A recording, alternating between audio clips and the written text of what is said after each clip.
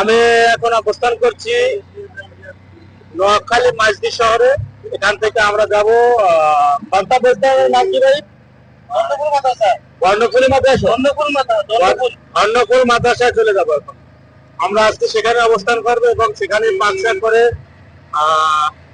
খাবারের ব্যবস্থা করা হবে এবং আমাদের প্রতিটি চিজ করা আছে, ওইগুলা ওখান থেকে ওই অঞ্চলে আমরা এগুলা বিতরণ করবো।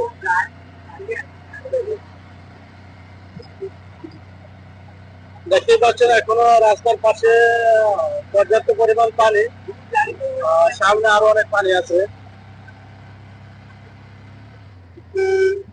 এখানে একটি ত্রাণ বিতরণের দল, এরাও আসছে ত্রাণ নিয়ে। সামনে দেখি আমাদের সাথে দেখা হয়েছিল